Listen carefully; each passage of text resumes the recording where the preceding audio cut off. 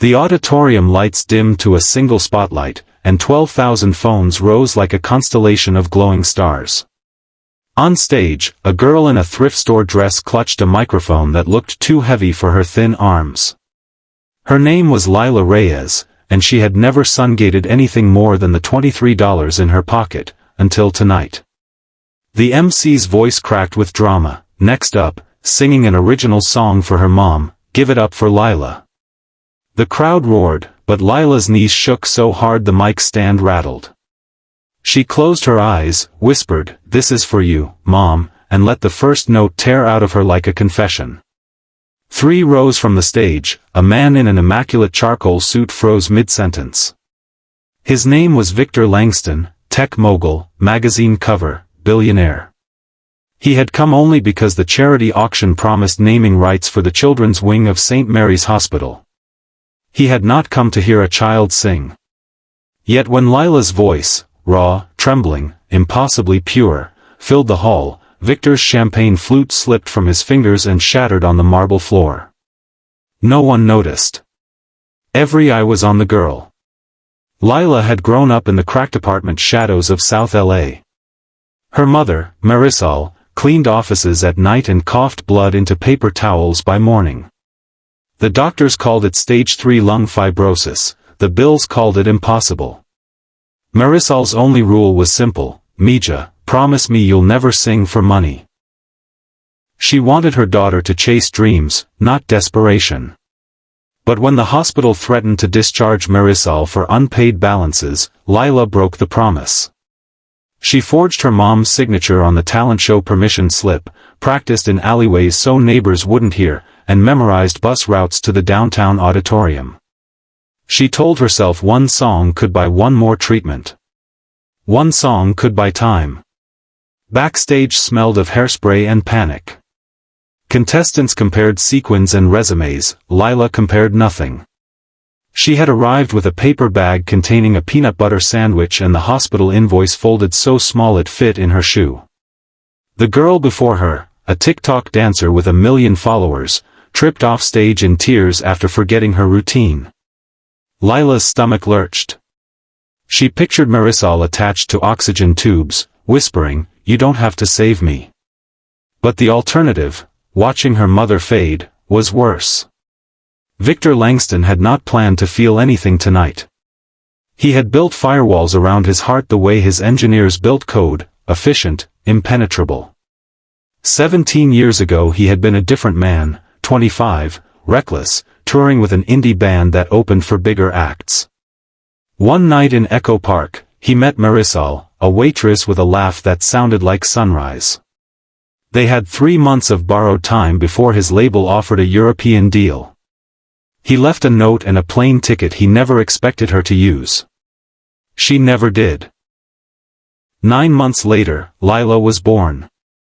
Victor never knew. On stage, Lila's guitar strap was a frayed shoelace. She strummed the first chord and the sound wobbled, then steadied. The song was called "Borrowed Light." She had written it on the back of eviction notices. "You gave me every sunrise in a paper cup. Taught me how to smile when the rent was up. If I could trade my voice for one more breath for you, I'd sing until the sky runs out of blue." Halfway through the first verse, her voice cracked on "blue." A lesser singer would have stopped. Lila pushed harder, turning the crack into a cry that scraped the ceiling. Phones lowered, people leaned forward. In the judges' panel, a pop star wiped mascara, a comedian forgot his joke, and Victor Langston felt 17 years of absence crash into his ribcage. Lila's challenges arrived in waves. The second verse required a key change she had never nailed in practice. She closed her eyes, remembered Marisol humming old boleros while scrubbing floors, and hit the note clean. The crowd erupted. Then came the bridge, soft, almost spoken. "Mom, I'm sorry I lied. I'm sorry I'm late. Just stay." A single tear rolled off her chin and landed on the guitar strings, the vibration carried into the mic like a heartbeat. The final chorus swelled, and 12,000 strangers sang the refrain with her, clumsy but earnest. When the last chord faded, silence held for 3 full seconds, an eternity in live television. Then the auditorium detonated. Lila stood frozen, mic trembling at her side, until the MC rushed on stage and enveloped her in a bear hug. "Kid, you just broke the internet," he laughed. But Lila only whispered, "Did we raise enough?" Victor was already moving.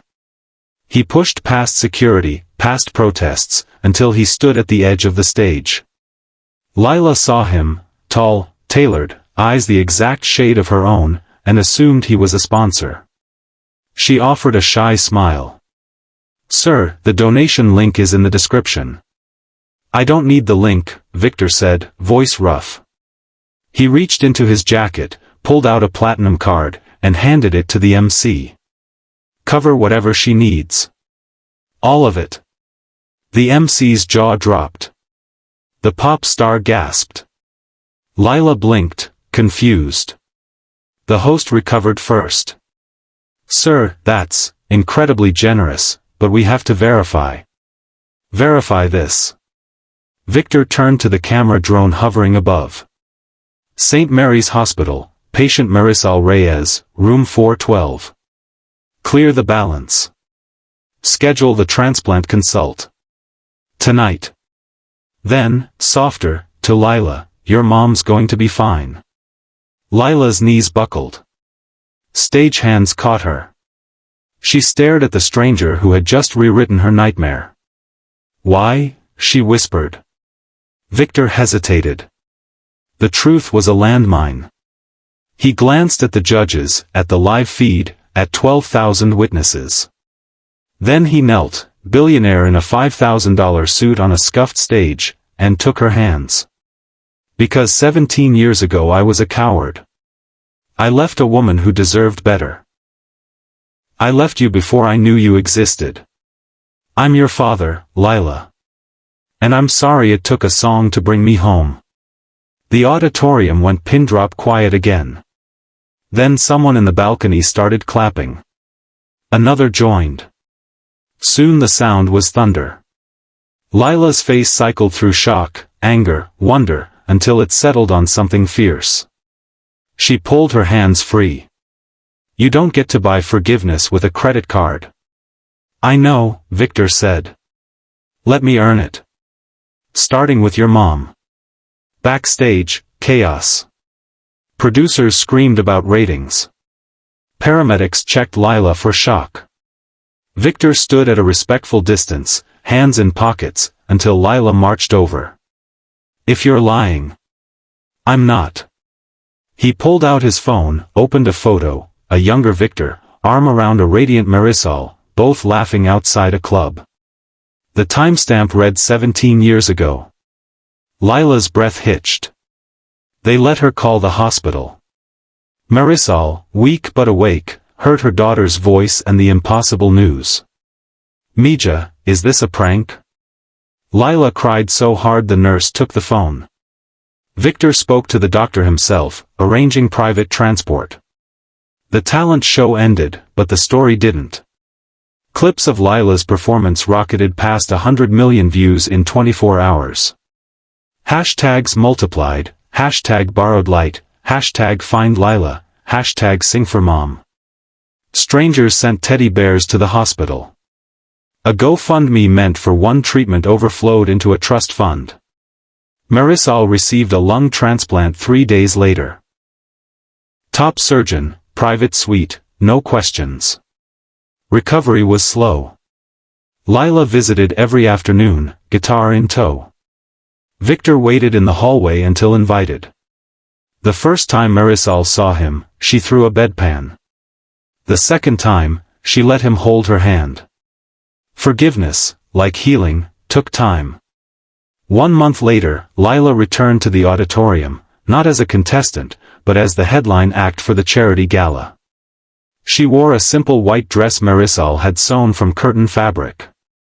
Victor sat in the front row, no suit, just a t-shirt that read, "Proud Dad." When Lila sang "Borrowed Light" again, she changed the bridge. "You gave me every sunrise, now I give it back." We'll chase tomorrow on the same old track. At the final note, she beckoned Victor on stage. He hesitated, the crowd roared until he joined her. Father and daughter stood side by side, microphones shared, and for the first time they harmonized. The billionaire's baritone was rusty, but it fit. When they finished, Lila faced the audience, now 20,000 strong, live-streamed to millions. I learned something, she said, voice steady. You don't have to be rich to save someone. You just have to show up. Mom showed up every day with love in a paper cup. I showed up with a song. My dad, she glanced at Victor, eyes shining, he's learning.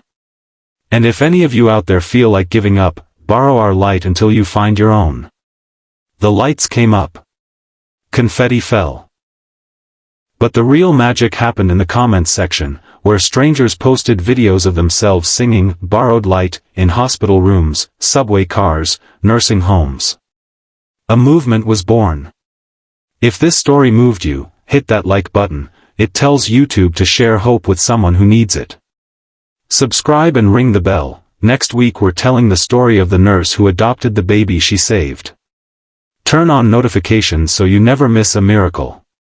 And remember, your voice, your kindness, your click, it all matters. See you in the next one.